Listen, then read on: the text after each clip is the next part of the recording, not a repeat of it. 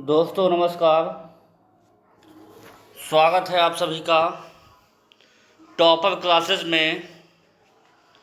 देखेंगे हम हिंदी के टॉप 20 MCQ जो सक्षमता परीक्षा में पूछे जाने वाले हैं।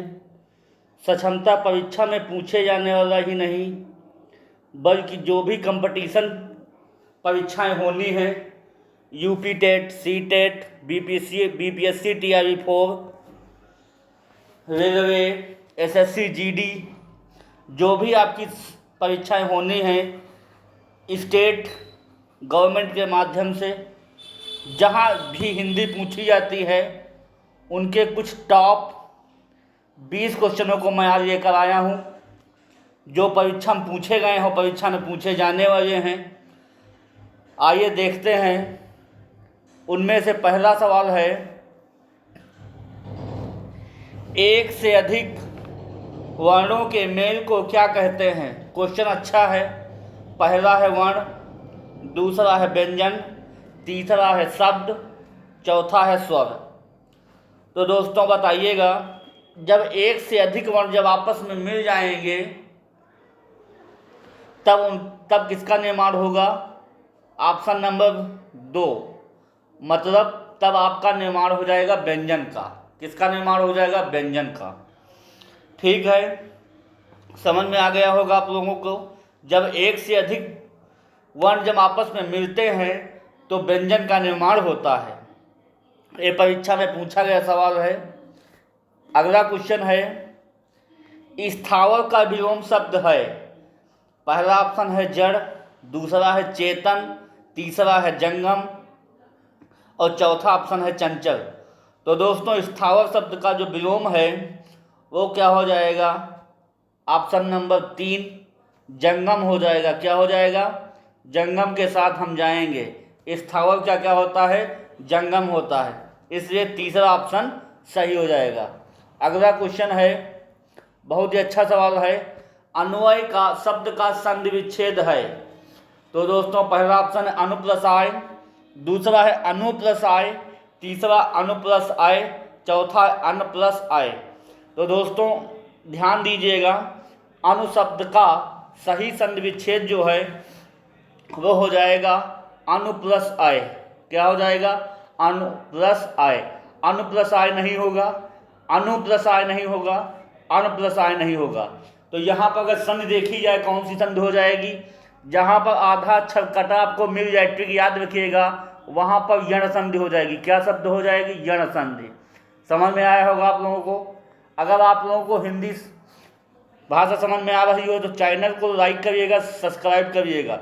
दोस्तों हम देखते हैं कुछ लोग चैनल को लाइक नहीं करते हैं, जिससे मोटिवेशन मेरा गिर जाता है। चैनल को लाइक करिए और सब्सक्राइब करिए और अपने दोस्तों को साझा भी करिए, जैसे आने वाले समय में सब परीक्षा में पूछे जाने वाले क्वेश्चन हैं।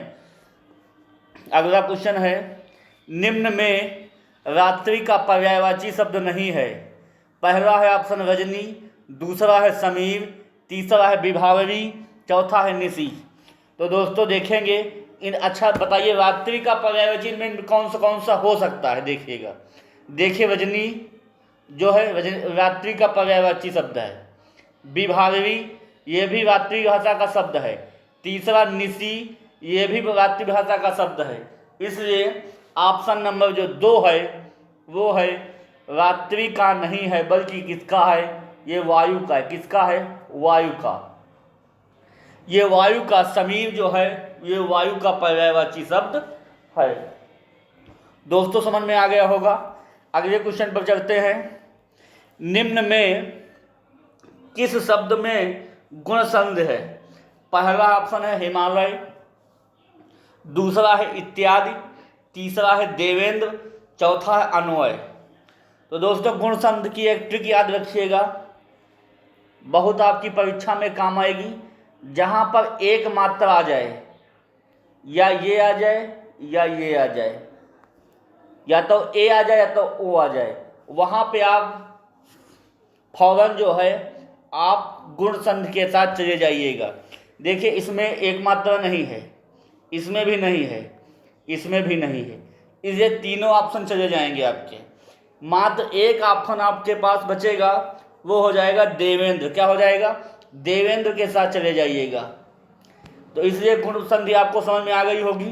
ट्रिक को याद रखिएगा, कभी परीक्षा में नहीं गलत होगा। लाइफ टाइम जब भी आप परीक्षा देंगे इस ट्रिक को याद रखिएगा। गुण संधि से सवाल आएगा, मार दीजिए कट से। अगर यहीं पर आपसे पूछा जाए अगर वृद्धि संधि कौन होती है, तो उसमें बताया था एक मात्रा, इसमें आपको 2 मात्राएं याद रखनी पड़ेंगी। वृद्धि में कितनी? 2 गो। कभी आपका सवाल गलत नहीं होगा, ये गांठ बांध दीजिए। वृद्धि संधि के लिए 2 मात्राएं होती हैं।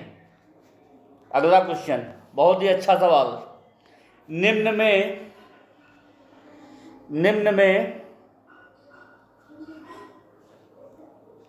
अगला सवाल है सॉरी।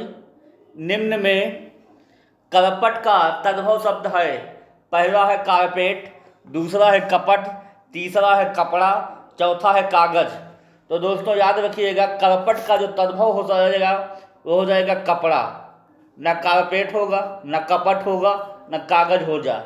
इसलिए करपट शब्द का जो तद्भव हो जाएगा वो क्या हो जाएगा? कपड़ा हो जाएगा। ओके, इसलिए ऑप्शन नंबर क्या सही हो जाएगा? तीसरा सही हो जाएगा। दोस्तों समझ में आ गया होगा। नेक्स्ट क्वेश्चन है, हिंदी वर्णमाला में उस व्यंजन कौन से हैं? पहला ऑप्शन है ता, था, दा, धा। दूसरा है चाव, छाव, जाव, झाव। तीसरा है सा, सा, हा। चौथा है या, रा, रा, वा। दोस्तों याद रखिएगा, उस व्यंजन 4 प्रकार के होते हैं। कौन कौन से? पहला नहीं है, ये भी नहीं है, या, रा, रा, वा। ये क्या है? ये अंतस्थ व्यंजन है। कौन से व्यंजन है? अंतस्थ। याद रखिएगा, ये परीक्षा में पूछा ऐसा है, अंतस्थ व्यंजन कौन कौन से हैं। इसलिए या, रा, रा, वा, चाव याद रखिए। सा, सा, हा, ये जो होते हैं ये उस व्यंजन होते हैं। सा, सा, सा, हा।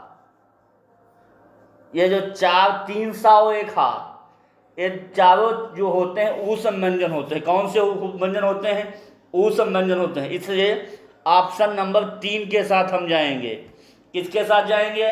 ऑप्शन नंबर 3 के साथ। याद रखिएगा, अंतस्थ व्यंजन या, रा, रावा होते हैं, जबकि उस व्यंजन सा, सा, सा, हा होते हैं। इसलिए अगला क्वेश्चन बहुत ही इंपॉर्टेंट, फिर वही रिपीट क्वेश्चन कर दिया जो हमने पीछे सवाल में बताया है। निम्न में अंतस्थ व्यंजन कौन से हैं? पहला ऑप्शन है ता, था, दा, धा। दूसरा है चाव, छाव, जाव, झाव। तीसरा है सा, सा, हा। चौथा है या, रा, रा, वा। तो दोस्तों हमने पिछली क्वेश्चन में बताया है जो अंतस्थ व्यंजन हैं वो कौन कौन से हैं? या, रा, रा, वा। इसलिए ऑप्शन नंबर 4 के साथ हम जाएंगे। विकल्प चौथा सही मार देंगे हम। अंतस्थ व्यंजन कौन से होते हैं? या, रा, रा, वा।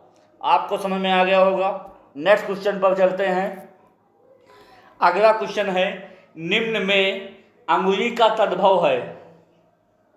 अंगुली एक तत्सम शब्द है। कौन सा शब्द है? तत्सम शब्द है।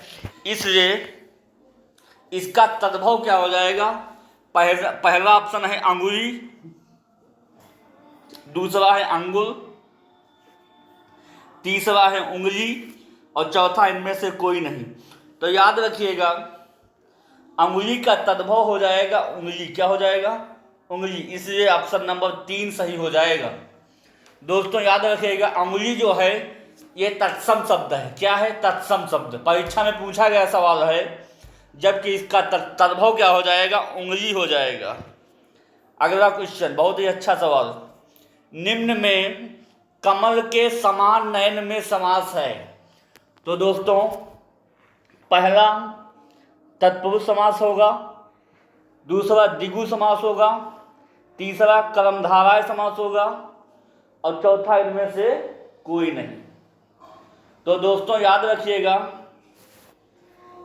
कमल के समान नयन, इसमें गुण दिखाई दे रहा है, के समान है, तो यहाँ पे कौन सा हम लगाएंगे? कर्मधारय के साथ जाएंगे। किसके साथ जाएंगे? कर्मधारय समास के साथ जाएंगे। द्विगु में क्या होता है? संख्यावाची होता है। द्विगु क्या होता है? संख्यावाची होता है।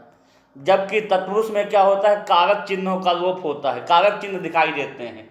ठीक है, इसलिए तत्पुरुष न होके कर्मधारय समास हो जाएगा। कौन सा हो जाएगा? कर्मधारय समास। अगला क्वेश्चन है, बहुत ही अच्छा सवाल है। निम्न में उन्मूलन का विलोम शब्द है। पहला ऑप्शन है विश्लेषण, दूसरा है रोपण, तीसरा है संश्लेषण और चौथा इनमें से कोई नहीं। तो दोस्तों उन्मूलन का जो विलोम शब्द हो जाएगा, सही जवाब इसका ऑप्शन नंबर 2। उन्मूलन का सही विलोम होता है रोपण। क्या होता है? रोपण। अगर पूछा जाए विश्लेषण का क्या होता है तो संश्लेषण लगा दीजिएगा। इसलिए एक के साथ आपको 2 क्वेश्चन इसमें मिल गए। तो याद रखिएगा उन्मूलन शब्द का क्या विलोम होता है? रोपण होता है। अगला क्वेश्चन समझ में आ गया होगा आपको। नाक का बाल होना शब्द के मुहावरे का सही अर्थ है। तो दोस्तों नाक का बाल होने का मतलब है ये बाल ऐसी जगह होता है जिसका कोई कुछ नहीं बिगाड़ सकता। चाहे जितनी भी हैंसी, हथौड़ा, खुरपा जो भी आप चलाना चाहें चला लीजिए, नाक में से बाल नहीं हटा सकते। इसलिए इसका जो सही जवाब हो जाएगा अत्यधिक समीप नहीं होगा। कष्ट देना तो कतई नहीं होगा। फालतू होना इसका भी कोई मतलब नहीं है। इसलिए ऑप्शन को कौन सा ऑप्शन सही हो जाएगा? सब अधिक प्रिय होना। नाक का बाल जो होता है नाक के सबसे अधिक होता है, पास होता है, इसलिए क्या हो जाएगा? सबसे अधिक प्रिय होना। देखिए 4 ऑप्शन में आपको एलिमिनेट करना का ऑप्शन आ गया तो कंपटीशन आप बिल्कुल निकल जाएगी। जरूरी नहीं आपको चारों में से चारों ऑप्शन आ रहे हों, कभी कभी 2 में मामला फंस जाता है। तो अगर एलिमिनेट करना आपको आसान ऑप्शन आ गया तो आपकी कंपटीशन यूँ को त्यों निकल जाएगी। बीपीएससी टीआरई 1 का सब्जेक्ट टीचर हूँ। बिहार में शिक्षक के पद पे मैं कार्य कर रहा हूँ, शिवांग शुक्ला। याद रखिएगा मेरा नाम शिवांग शुक्ला है। मैं बीपीएससी टीआरई 1 से नियुक्त हुआ, बीपीएससी टीआरई 1 से सेलेक्टेड टीचर हूँ। इसे याद रखिएगा, जो भी मैं अपने लाइफ का एक्सपीरियंस हूँ मैं आपके साथ साझा कर रहा हूँ। इसे याद रखिएगा, चैनल से जुड़िए और मैं अच्छे प्रश्नों के साथ मैं आपके जीवन में कंपटीशन को बीट करने की मैं शक्ति आपको दिलाऊंगा। बस आप खड़े रहिए, जुड़े रहिए। अगला क्वेश्चन है, बंदर का तत्सम रूप है। पहला ऑप्शन है मरकट, दूसरा है वानर, तीसरा है हरी, चौथा है कपी। तो दोस्तों याद रखिएगा बंदर का मरकट तो हो नहीं सकता, हटाइए इसको। वानर ठीक है, ऑप्शन नंबर इसका 2 सही हो जाएगा। हरि भी नहीं होता है, हरि माने भगवान होता है, कपि भी नहीं होता है। इसलिए 3 ऑप्शन हमारे गए। ऑप्शन 2 मेरा सही होगा। बंदर का तत्सम क्या हो जाएगा? वानर हो जाएगा। इसलिए ऑप्शन नंबर 2 सही हो जाएगा। अगला क्वेश्चन, निम्न में शुद्ध शब्द है। कई बार पूछा गया सवाल है, एक बार नहीं कई बार, हजारों बार हर परीक्षाओं में पूछा जाता है और लोग यहाँ गलती कर बैठते हैं। एक से एक अच्छा एक्सपीरियंस होल्डर स्टूडेंट इसको गलत कर बैठता है। याद रखिएगा शुद्ध शब्द कवियित्री नहीं होता है। कवियित्री ऑप्शन नंबर 2 के साथ जाएंगे। का अवा में कोई मात्रा नहीं होती। याद रखिएगा कवियित्री होता है, कवियित्री तो कभी भी नहीं होगा और कवि यात्री भी कभी भी नहीं होगा। इसलिए 3 ऑप्शन तो हमारे झड़िए से उड़ जाएंगे और एक ऑप्शन को अपनी झोली में धर लेंगे। याद रखिएगा ऑप्शन नंबर 2 सही हो जाएगा। कवियित्री क्या हो जाएगा? कवियित्री। अगला क्वेश्चन, वाजाल शब्द का सही संधि विच्छेद है। देखिएगा वाजाल शब्द में कौन सा संधि विच्छेद हो जाएगा? पहला ऑप्शन है वाक प्लस जाल, दूसरा है वाक प्लस जल, तीसरा है वाक प्लस जाल और चौथा है वाक प्लस जल। तो दोस्तों वाक प्लस जल ये भी नहीं होगा, वाक प्लस जाल नहीं होगा, वाक प्लस जल नहीं होगा। ऑप्शन नंबर 1 के साथ जाएंगे। यहाँ पर सही शब्द होगा वाक धन जाल। इसमें से कौन सी संधि हो जाएगी? यहाँ पे हो जाएगी व्यंजन संधि। कौन सी संधि हो जाएगी? व्यंजन संधि। इसलिए ऑप्शन नंबर कौन सा सही हो जाएगा आपका? ऑप्शन नंबर 1 सही हो जाएगा। अगला क्वेश्चन बहुत ही अच्छा सवाल, भाषाई आधार पर सर्वप्रथम किस राज्य का गठन हुआ? ये भी परीक्षा में पूछा गया सवाल है। पहला ऑप्शन है पंजाब, दूसरा है जम्मू कश्मीर, तीसरा है राजस्थान, चौथा है आंध्र प्रदेश। दोस्तों बताइएगा, भाषाई आधार पर सर्वप्रथम किस राज्य का गठन हुआ? तो इसका नंबर ऑप्शन नंबर 4 सही हो जाएगा। भाषाई आधार पर गठित होने वाला पहला राज्य जो है वो हो जाएगा आंध्र प्रदेश। कौन सा हो जाएगा? आंध्र प्रदेश। इसलिए ऑप्शन नंबर 4 के साथ हम जाएंगे। अगला क्वेश्चन याद रखिएगा, भाषा की सबसे छोटी इकाई है? पहला ऑप्शन है शब्द, दूसरा ऑप्शन है व्यंजन, तीसरा है स्वर और चौथा है वर्ण। तो दोस्तों भाषा की सबसे छोटी इकाई कौन सी हो जाएगी? वो हो जाएगी वर्ण। क्या हो जाएगी? भाषा की सबसे छोटी इकाई क्या हो जाएगी? वर्ण। इसलिए ऑप्शन नंबर 4 के साथ जाएंगे। अगला क्वेश्चन, तालव्य व्यंजन है? पहला ऑप्शन है चाव छाव जाव झा, दूसरा है टा ठा डा ढा, तीसरा है ता था दा धा और चौथा है पाव फा बा भा। तो ट्रिक याद रखिएगा, KTMDO, KTMDO के माने होता है कंठ। कंठ में का वर्ग के अक्षर आएंगे। कौन कौन से आएंगे? का वर्ग, काव खाव गाव घाव अंगा। टी माने होता है ताल, ताल में आ जाएंगे चा वर्ग के, चाव छाव जाव झाव झाव। एम माने होता है मूर्धन्य, मूर्धन्य में कौन कौन से आ जाएंगे? टा वर्ग, टा ठा रा रा। और डी माने होता है दंत, दंत में कौन कौन से आ जाएंगे? ता था दा धा ना। और ओ माने होता है ओष्ठ। क्या होता है? ओष्ठ। ओष्ठ में कौन कौन से आ जाएंगे? पाव फाव बाव भाव माँ। तो इसलिए तालव्य में कौन कौन से आ जाएंगे? KTMDO याद रखिएगा ट्रिक को। हिंदी के कोई भी आ जाए सवाल, इससे गलत नहीं होगा। के माने कंठ, टी माने तालु, एम माने मूर्धा, डी माने दंत और ओ माने ओष्ठ। इसलिए पूछा गया है तालव्य। तालव्य 2 नंबर पे आता है। इसलिए जो भी चा वर्ग के अक्षर हमको दिखाई देंगे उनको हम टिक मार देंगे। तो पहला ही ऑप्शन रखा हुआ है चाव छाव जाव झाव। और पूछा जाए टाव ठाव ढाव किसके हैं? तो मूर्धन्य के। किसके हैं? मूर्धन्य के साथ जाएंगे, एम के साथ। अगला है ताव थाव दाव धा, ये किसके साथ जाएंगे? दंत के साथ जाएगा, ताव थाव दाव धा। और अगला है पा फा भा भा, ये जाएगा ओष्ठ के साथ। किसके साथ जाएगा? ओष्ठ के साथ। इसलिए चारों ऑप्शन का जिक्र हो गया। अगला क्वेश्चन ध्यान दीजिएगा, बहुत ही अच्छा सवाल है। इनमें संयुक्त व्यंजन कौन सा है? पहला है ड़ा, दूसरा है ज्ञा, तीसरा है अंगा, दूसरा है ठाव। तो दोस्तों याद रखिएगा, 4 व्यंजनों संयुक्त व्यंजन 4 होते हैं। याद रखिएगा, छौ, तरा, ज्ञा और अगला होता है सरा। क्या होता है? सरा। ये गांठ बांध लीजिएगा, 4 ही संयुक्त व्यंजन होते हैं, छत्रंग्या सरा। तो इसलिए जो भी इनमें से जो भी दिखाई दे उस पर हम टिक मार देंगे। ऑप्शन नंबर 2 के साथ जाएंगे जा। किसके साथ जाएंगे? ज्ञा।